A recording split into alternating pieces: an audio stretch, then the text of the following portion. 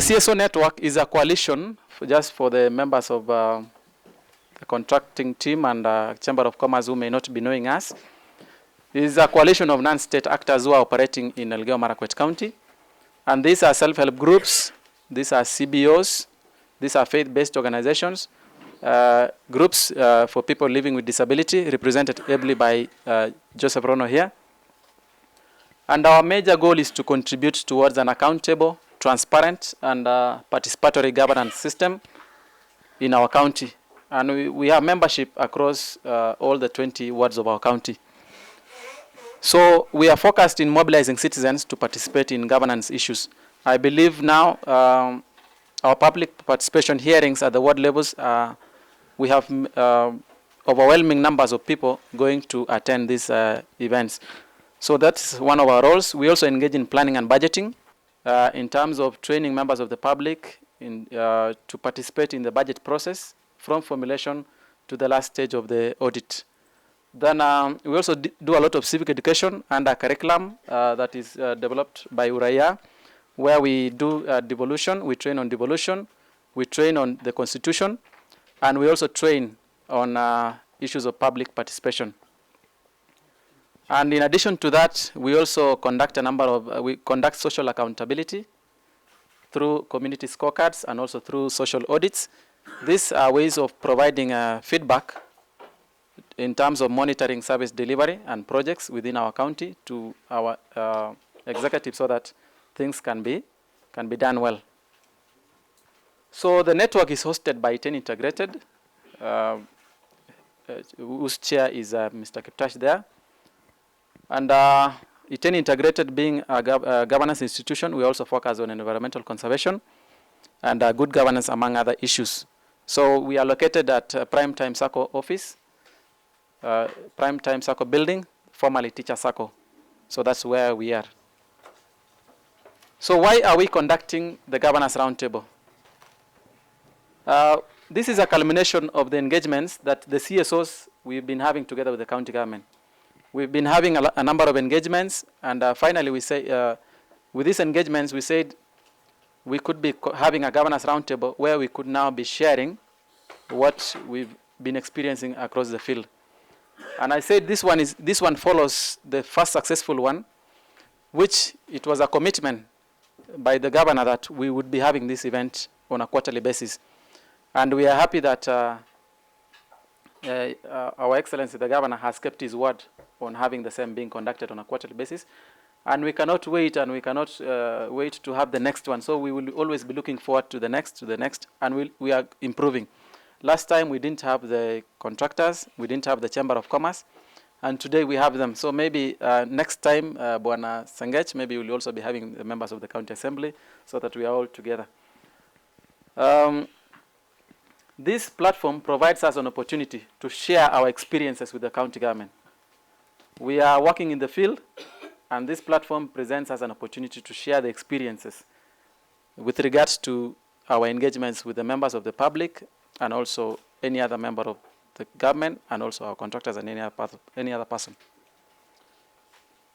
So it also provides an exchange platform for CSOs and government to share ideas and forge for a common way forward. We share, it's not only about giving feedback on projects, but also we share ideas on how we believe the county can be improved on. It also provides an opportunity for partners to identify areas of collaboration. And that's why we strive as much as possible to have partners to be here during the governance roundtable so that we can forge or even come up with areas of collaboration that can be supported from the gaps that we may identify as we are presenting these reports. So, and we do this by sharing social accountability initiative reports, which are either structured or non-structured, because I know some will come out as we present. I will not touch on what social accountability is, because I believe we've mentioned this before, but it is characterized by citizens' involvement in government decision-making processes. That is in a nutshell what all this social accountability is about. And I must join hands with the governor just to say some of the notable achievements that we've done together with the CSOs and the government. And the first one that we want to talk about, which the CEC Finance alluded to earlier, is on the partnership, on the open government partnership, where the CSOs and the county government partnered together in co-creation and also being members of the multi-stakeholder forum. So I believe that is one of the best achievements that we can say that we've collaborated together with the county government as CSOs. Secondly, capacity building of PMCs and ward development committees. I know this is one of what we had presented in a petition in 2017, that we need PMCs and ward development committees to be capacity built and also to be recognized.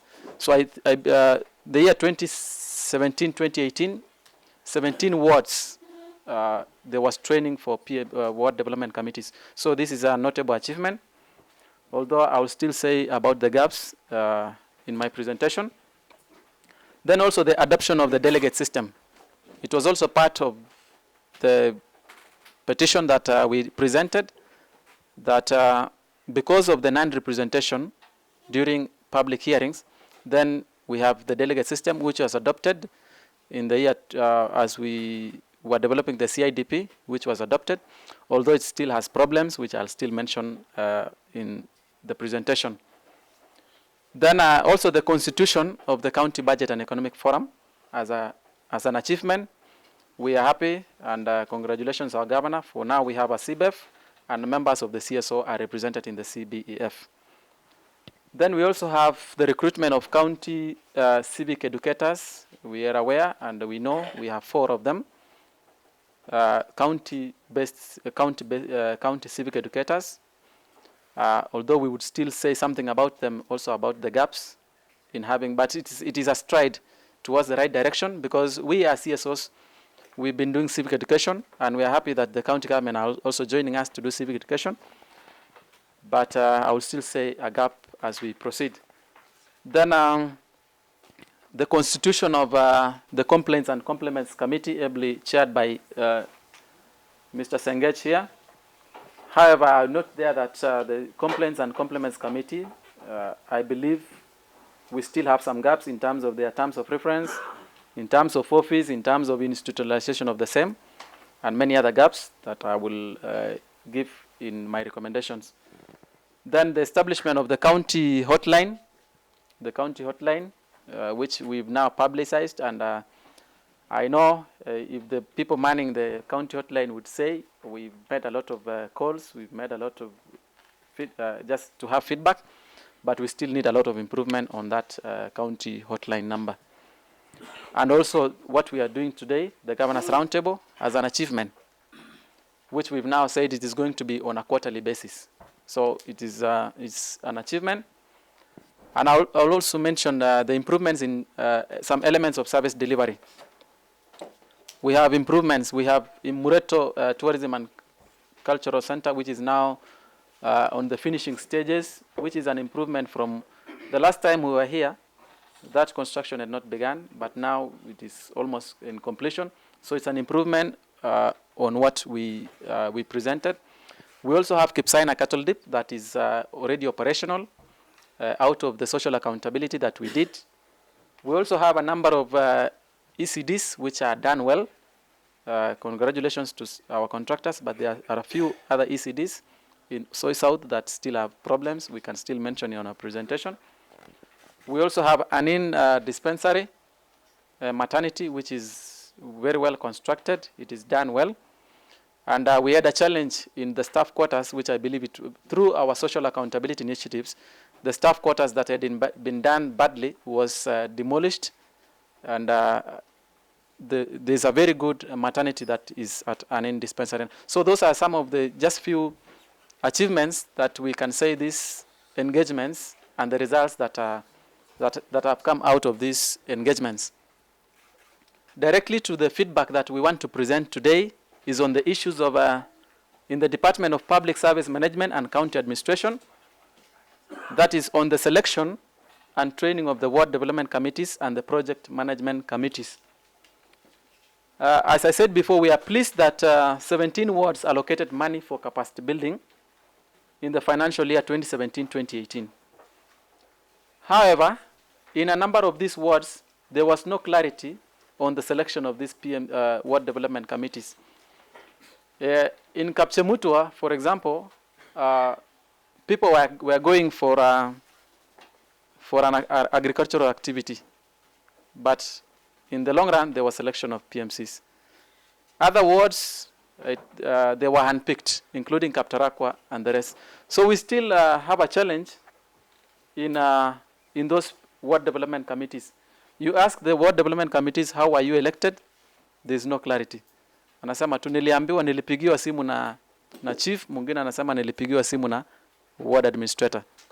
So that is an area where the county government, you still need to look on how we constitute the PMCs and the ward development committees. And in addition, we attended their trainings, and it was conducted on a one day. The ward development committees were trained on one day, and it was combined. Like for KU North, it was combined. For the 3 wards, the Tabach had not allocated resources for the same. So it was combined on a one day, just like the rest. And we still believe that that training that was conducted to the PMCs and the ward development committees was not commensurate to what had been allocated for the same. So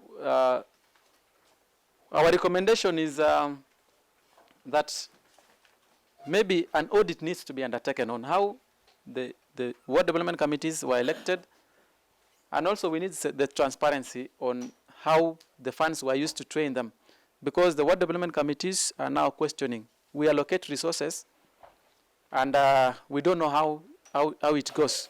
We are trained on one day. We are given an allowance of 500 or 1,000, and our 500,000 that we are allocated for the same is already finished. So so there are questions on the same. And also there are terms of reference. There's some confusion between the ward development committees and the PMCs. So who is signing? We are happy. We said that the PMCs would probably be signing before our contractor is paid. What of the ward development committees? So maybe there's a bit of some clarity that needs to be done there. And also, in terms of the delegate system that I mentioned before, similarly, the delegates, this was done by the chiefs. And these delegates were also handpicked. There was no like a baraza to pick those delegates to be representing the community during public participation events. So in a number of wards, some people are saying the chiefs selected members of their immediate families to be delegates. And we could still mention a number of these wards. There are also no prior community forums. While we are saying we have delegates to represent us in public participation, these delegates do not have forums in their own localities, so that whatever they are going to present in the public participation events is a collection of views from where they represent. So these delegates, they go and represent their own views, because there was no prior caucus with the members of the sub-location, so that they developed their own issues in that sub-location. So we still say there's still a challenge there. Facilitation of these delegates is not clear. We are aware that the delegates are being given 1,000 shillings during public participation events, but then we still need some clarity on how the same is done. The delegates were not trained. There is no training for the delegates. And now there is a confusion between delegates, PMCs, and the WDCs, Ward Development Committees. So there is a confusion already on the delegates. We know the delegates is an establishment of the Public Participation Act, the Ward Development Committee from the EDA, but there's still a bit of confusion about the same. So what are we recommending? We are recommending that if we have delegates meet at the sub-location level, so that they come and present views that came from their sub-location, would be very important in form of memorandums. Like if we have a public participation event, Then we have delegates meeting at the sub-location so that they come with a memo now saying we are presenting views from our sub-location. So we believe that is important. And also now that will assist us in the issue of facilitation of these delegates, because once we come to the public participation events and they are open for all the members of the public, now members of the public will be asking, why give this person 1,000 away coming from the same ward? Why facilitate him and not me? So it is good we have prior caucuses in the village so that as you then the support on the facilitation is prior done at the sub-location level, so that as the person comes during the public participation event, because there are no money to give out, then they have already been facilitated at the sub-location, so that as they are coming, they are already facilitated. And then we need to have training as our recommendation that these delegates also be trained on, and also on their terms of reference. Then on the same, I know this may not be very clear, on the same department, we have an issue with Kaptarakwa ICT. This is the current state of, I don't know whether it's clear, but the people there can see. That is Kaptarakwa ICT, and this construction was earmarked for development in the year 2016-2017. And it was allocated an allocation of 3 million in 2016-2017. In the year 2018-2019, another additional 2 million. And there is also another 1.6 million up to now. It is still the same, the way it is. And doing a total of all that money, that takes us to around over 6 million. We believe that there is no value for money there if the projects continue to delay. So that is one of the projects that we've encountered in the field in that department. In the Department of Health and Sanitation, we've just picked a sample of them just for this presentation, but we have the write-up and more details about the same. So this is Kapchebar Dispensary. This is in Tambach Ward, and just to say that there's no money that has been allocated there, but this is the current state of the disposal site, which is not fenced, it is not dug well, and some very bad, harmful waste are being disposed at that facility. So maybe because there is no incinerator, there is nothing, and arrangements for taking this wastes is not properly done. So the health department kindly address the issues of health and sanitation, and this is just one of them in health. We have other dispensaries in Kapiego and others, which the state is just this way, especially in issues of like, for example, this toilet, the first one here, this other side belongs to Kapchebar dispensary. Although there is no money, I want to say there is no money that has been allocated, but then there's need for something to be done. Then the other one there on the other side is a sinking toilet in Chesongoch. That is Chesongoch public toilet, which was constructed by the county government, and it has never been opened up. It has never been opened because it is already the other side. It is already sinking, and it is in a very bad state. Although ukiona nje, we have the photos here, ukiona nje ni mzuri sana. But sasa iko tayari, hiyo iko ikielekea kusingi, imekatika.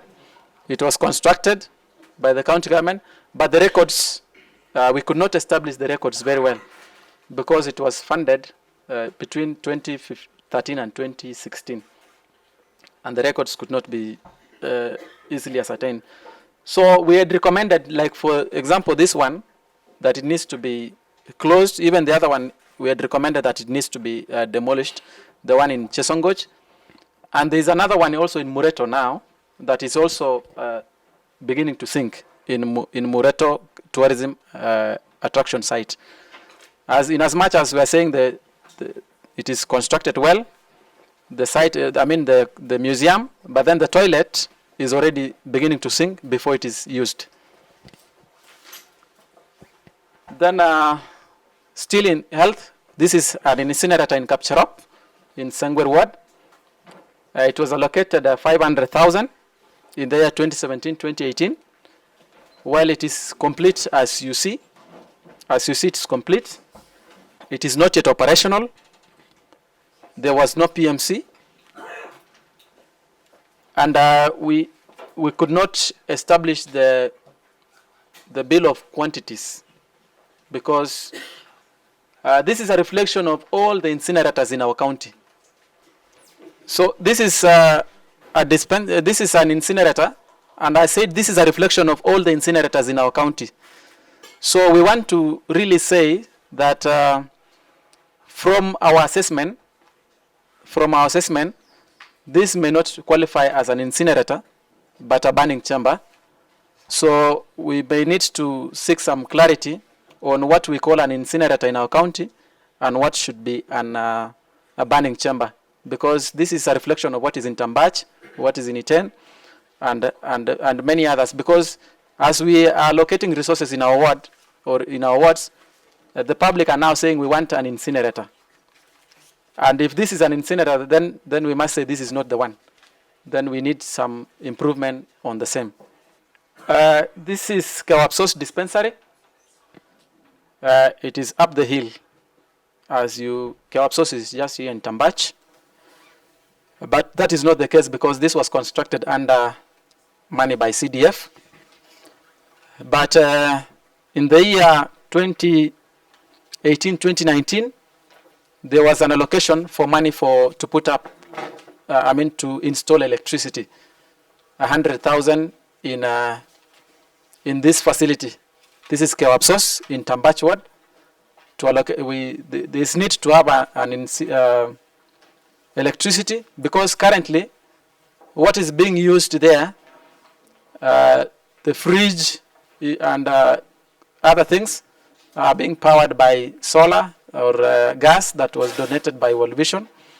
And the members of the public allocated money in 2018-19 for electricity, and nothing currently is going on. So and electricity is very important for this facility, for the cases of drugs that need to be preserved in a fridge or any other thing. So that dispensary needs to be urgently installed with electricity. Then there was the issues of Kocholwo and Tot mortuaries. In Kocholwo, there was an allocation in the financial year 18-19 of 2 million for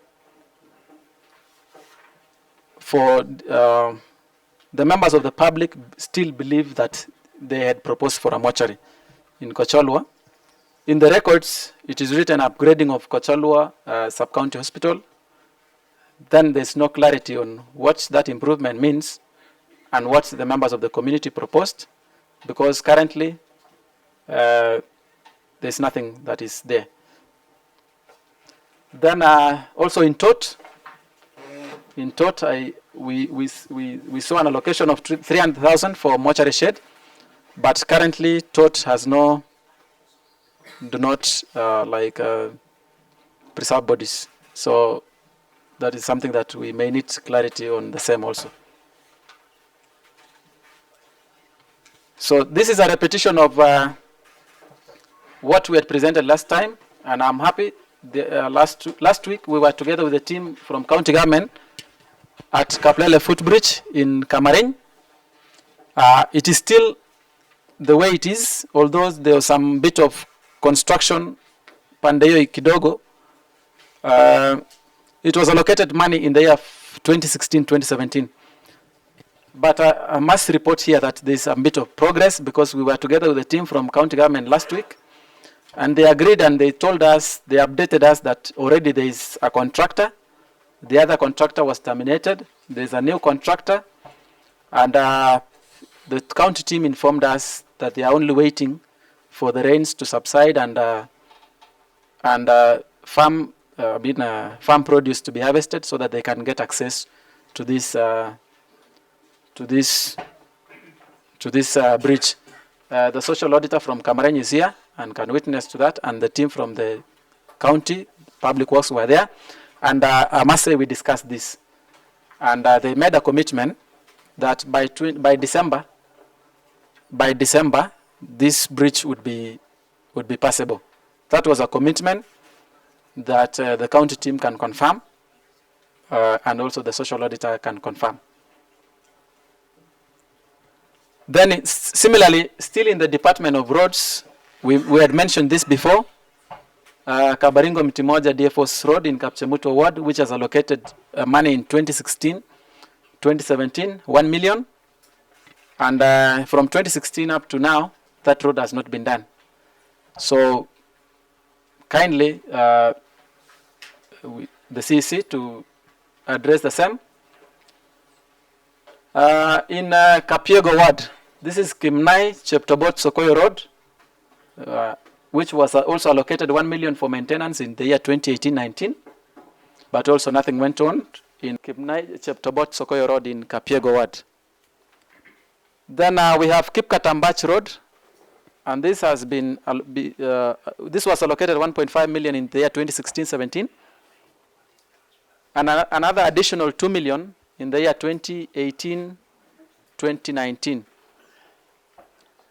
But that road between Kipka, between Tambach, Kipka, and Kapchebar, there's still a lot of challenges because it was not done properly.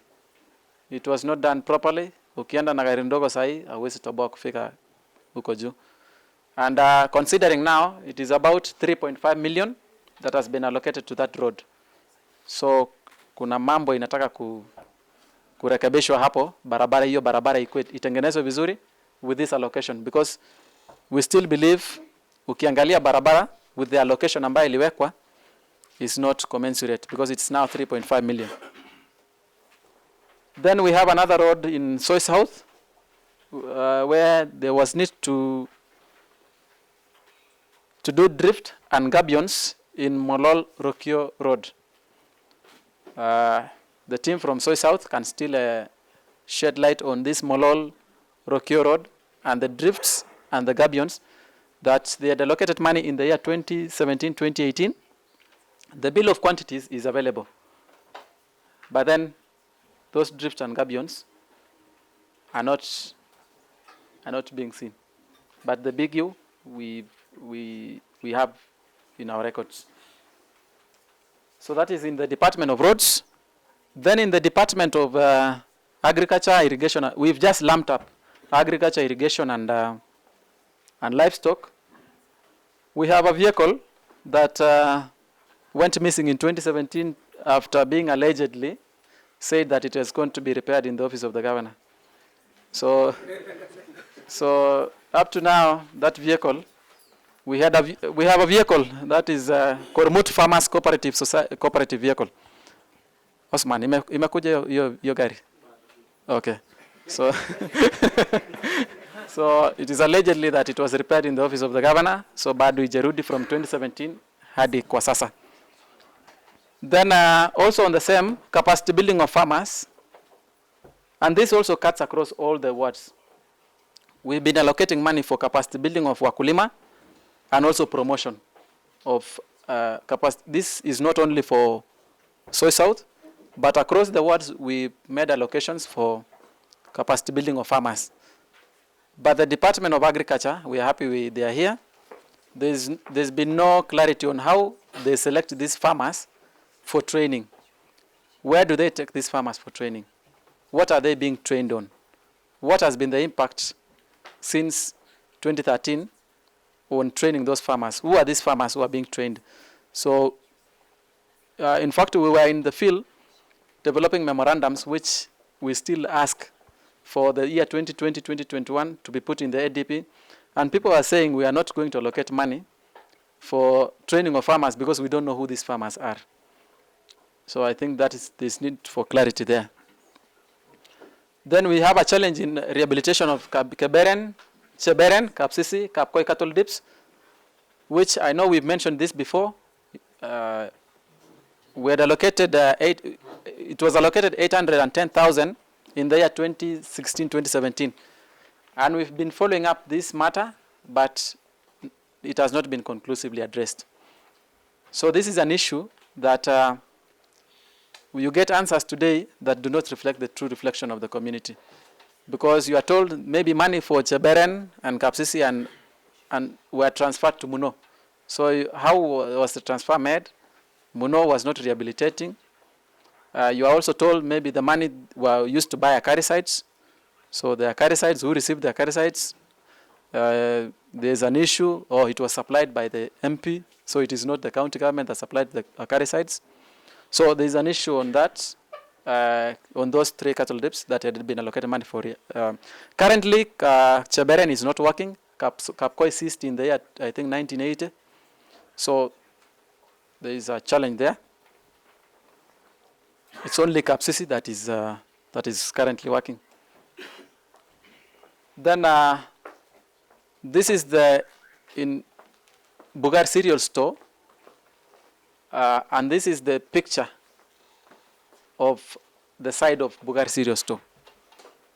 So contractors and Chamber of Commerce will still tell us, hata kama mimi sijasomea contracting, ninaona tu ukiona tu hiyo nyumba, hata ukiona mabati venye imewekwa, hiyo haifai kuitwa cereal store. I mean the quality of the construction. It is already cracking. It is cracking, so ikicrack inapigwa rangi,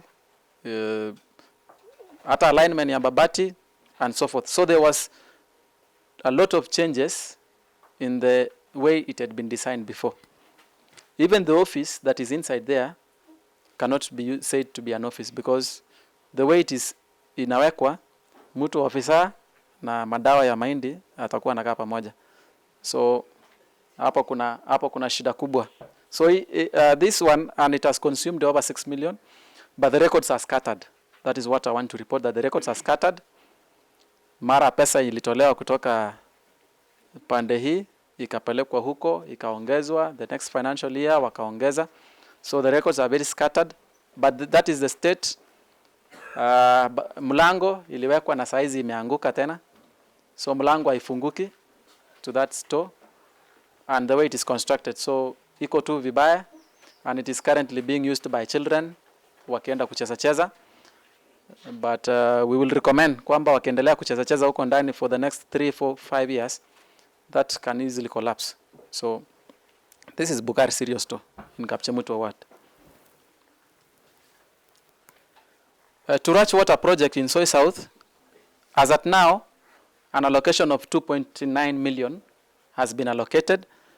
We are happy that there is a billboard to say what this project is, but this project leads you to this like a cattle trough. So the 2.9 million leads you here. So I know there is a problem there, because this one leads you here. Although it was for piping and also storage and pipeline, this is what leads you from this Turach water project. Then finally, we only selected 2 projects. This is Kamokio in Kapchemutu Ward, where I will not say much about this, but it is a very big issue that we agreed that this should serve as a lesson, as CSOs, I don't know, to the many projects in this department of environment and water, because we have a challenge. First of all, the PMC here is a county staff. So a PMC signs as a county staff. I mean, the PMC is a county staff. The contractor, from our records, links to the ward administrator. The BQ was changed. The BQ that we have 2 BQs for this one. The BQ yenye ilienda field na the BQ yenye ilienda Department of Finance is different. The PMC, I said, mmoja ni environmental officer, mwingine atoki huku, mwingine anatoka huko sehemu za Bugar huko. So unashindwa PMC wa Bugar anakuja kuwa PMC hapa Kamokio. So we have a very big challenge here in Kamokio, and the money ambayo ilitumika kujenga Kimayo ilitolewa kwingine pia. You see? Pesa ilitolewa kwingine ikapelekwa Kimayo. But hatuwezi sema ilitolewa kwingine because hatujui so far. Because the money that was allocated was around 300,000, but the project, what was paid for is 1 million. So there is a big problem in this Kimayo water project, and because this is constructive, without fear, we still believe in this department. There is a very, very big problem, and we want you to address that problem, because if we mention hatutamaliza, including issues of casuals and the relationship with some staff of the department, which is very clear, and we can mention this. The casuals, to the driver, mtu mwingine hapo, all belong to the same family. And casuals, how they are paid, it is not from the Auditor General's reports. The casuals are not approved by the Public Service Board. I mean, we have a problem. We have a very big problem there. So the same are being followed up, and this is just a selection of a few of them. So we have a number of challenges, and so that I also give our way forwards on the same. The challenges that we experience as CSOs as we are doing this work, all this work, we say this work, we do it constructively, and that's why we share with the county government, and we call the county government to respond to us. We are satisfied on a number of them. We may not be satisfied on a number of them, but it's very constructive. So like these are some of the challenges. We still have a challenge in access to information. Accessing information is still a big challenge.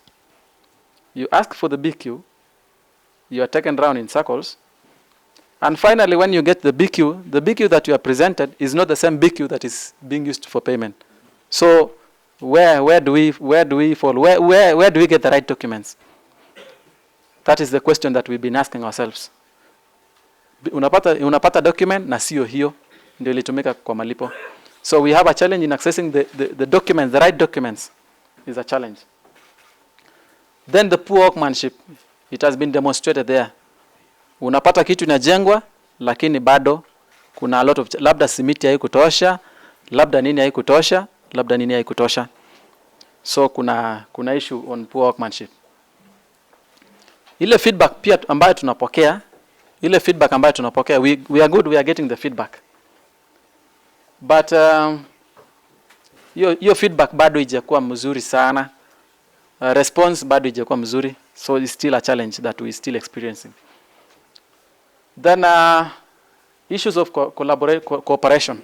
Issues of cooperation, we are happy we are cooperating here at the top. Lakini sisi na ward administrators hatuonani. We are cooperating here at the top, but wale watu ambao tuna interact nao kwa field, we are still calling upon you. We are happy that we are interacting this way, but in the field there, the ward admins and the members of the public are not actually interacting. In Endo, the ward administrator is seen once in a month. So kuna challenge hapo, and yet is the coordinator of county functions. And also we have a number of wards that Your Excellency do not have ward admins, and these are very important people in the ground. We have Chepkoria, we have Kapsawar, we also have yes. So this number of wards, unapata ward admin wa Maiben Kuserwa, ukiuliza kitu ya Kapsawar ni mbali. So tunahitaji at least ward admin, because these are the people ambao tuna work closely together at the ground there. And we have a complaints to the Complaints and Compliments Committee as well.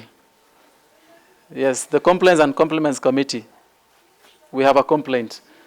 Tunakuletea complaint lakini haujact for 1 year. So tunashindwa sasa hii complaint tutapatia nani? Kwa sababu kuna mtu wa complaints lakini ukipelekea yeye bado pia tuko na complaint kwake.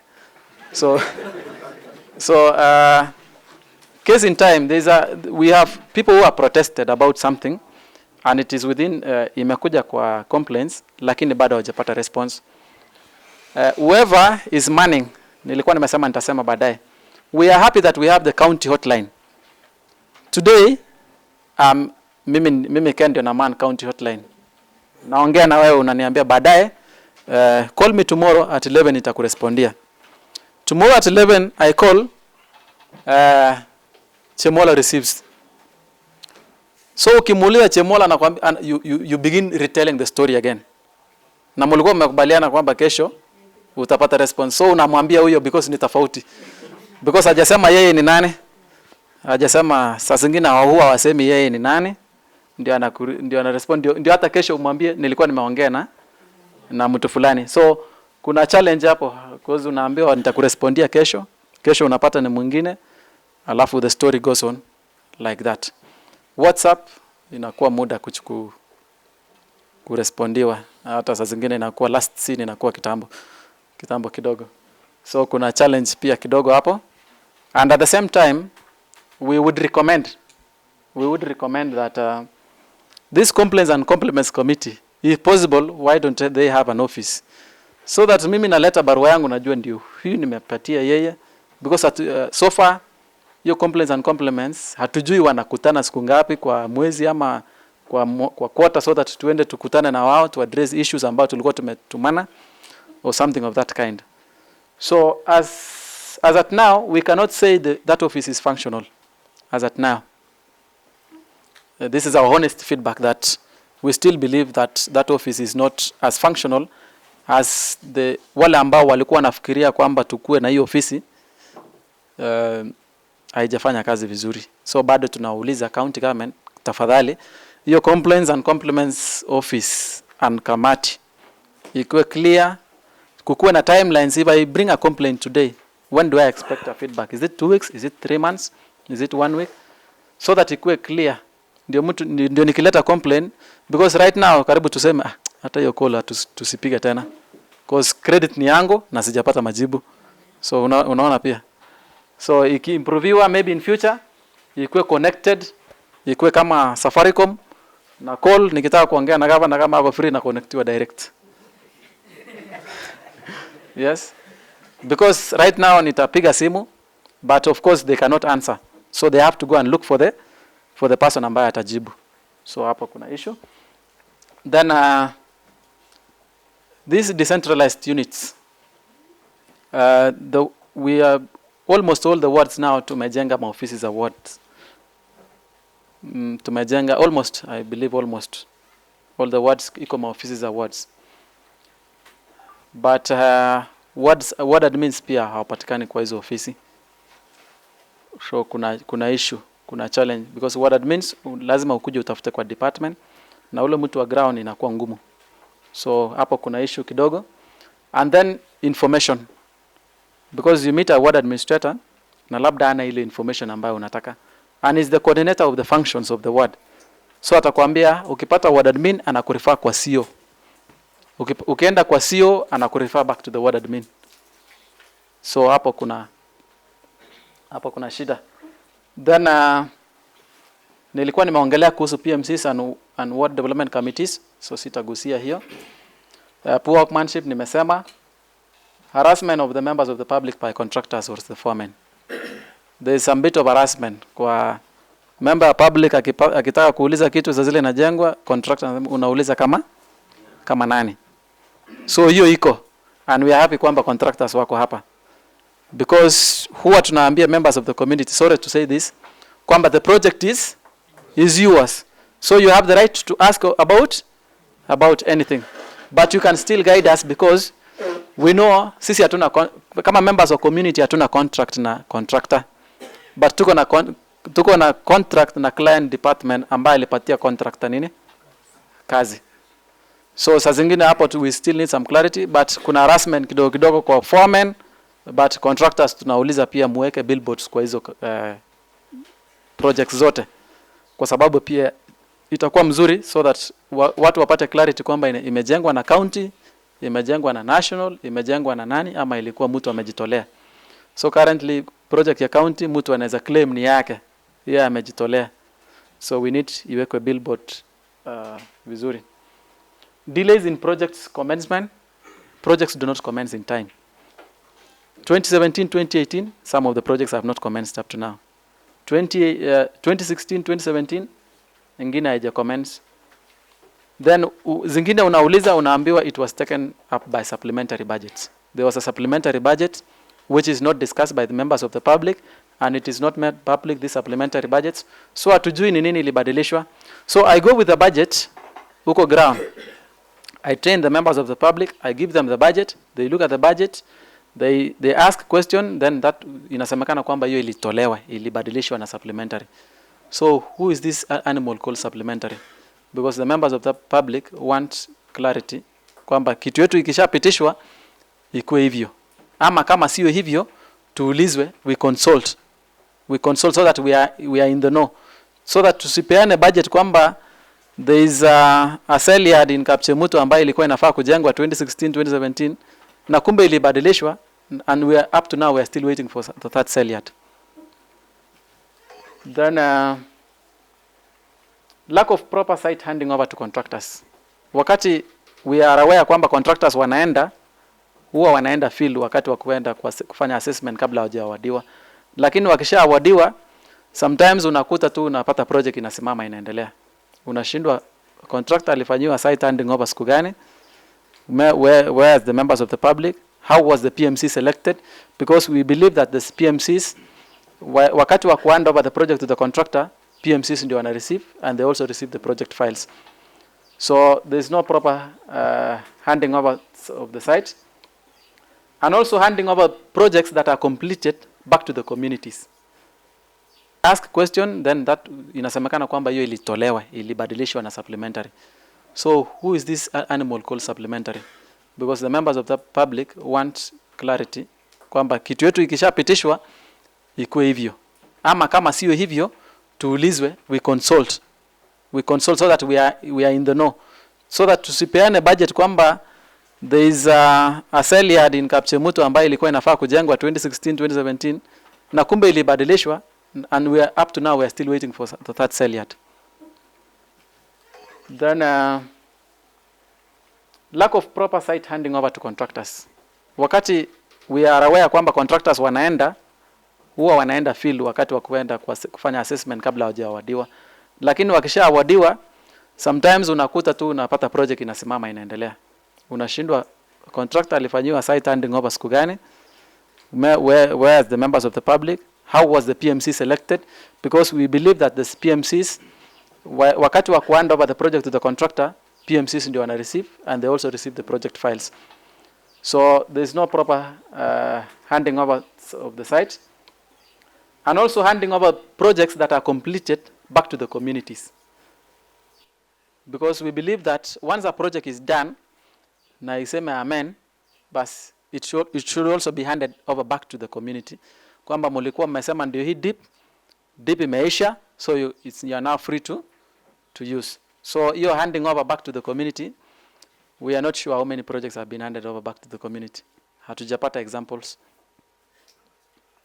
Then the issues of change of contractors, we know it may be a challenge because labda contractor hajafanya kazi mzuri, mwingine anabadilishwa. So we can cite examples ambazo contractor mmoja kama ya Kapchemuto imefanywa na Bugar Serious Toy imejengwa na contractors karibu 5. So hatujui procedure gani inatumika mpaka una select contractor anashindwa na kazi, unatafuta mwingine anashindwa na kazi.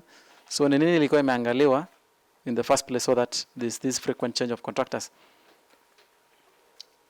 So what are we proposing?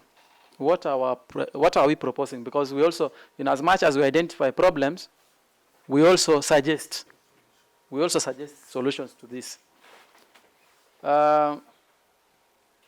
We are saying we need to still strengthen civic education. Tunajua tuko na civic educators 4 ambao wamefundiwa na county. Lakini hatujajua hata kazi yao wamefanya. Because sisi tumerecruit civic educator mmoja like Chepkoria. Tukasema kule Metkei na kule Kabiemit tuko na mtu wa county so hatuwezi recruit. But watu wa Kabiemit tukienda huko wanatuambia tunataka mkuje na civic educator. So tunashindwa siku na civic educator tayari wa county ambao wako pale.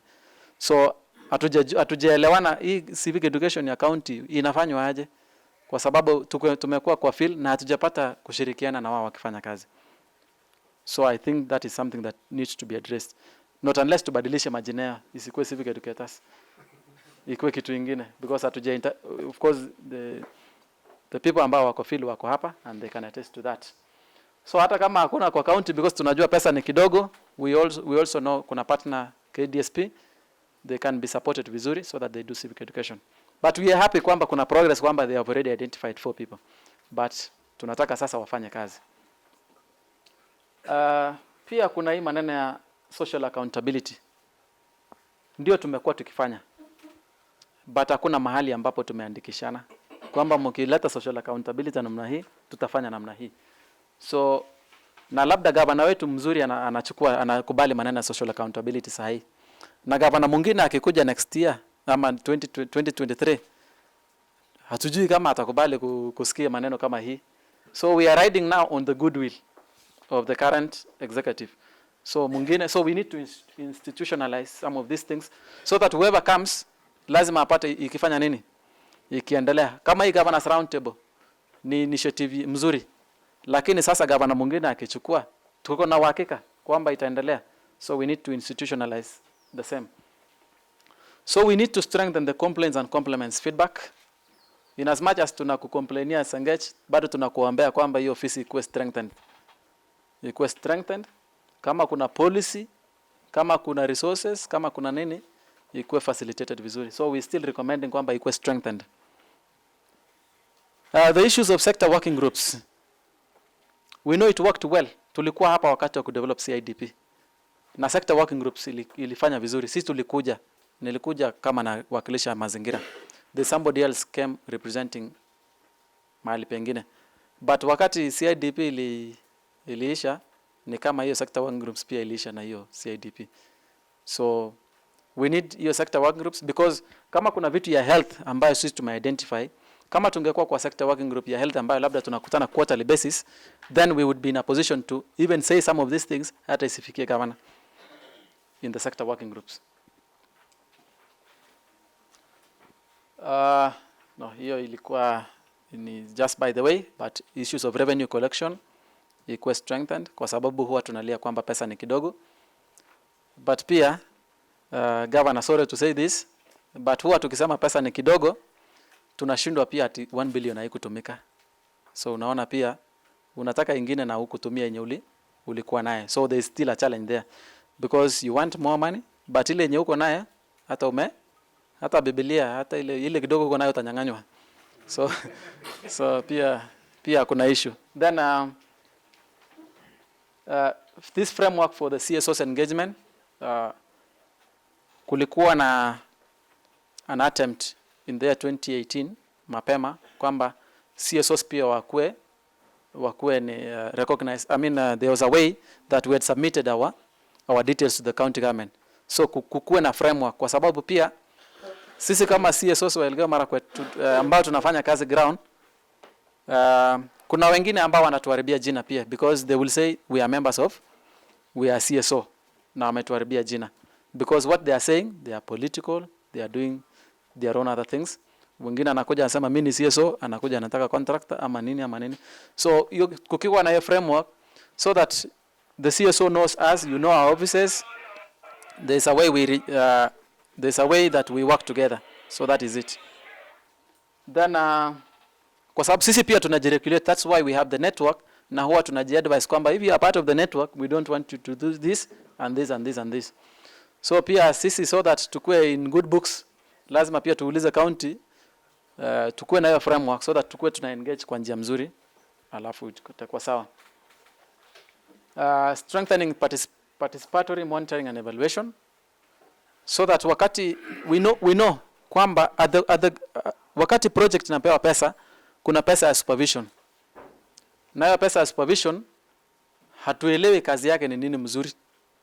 Kwa sababu kuna pesa ya supervision ambayo iko ndani ya project. So now we were in the field and the members of the PMC and WDCs are saying we need money. So if the contractor akipatia PMC pesa, sio contract, the PMC are already compromised.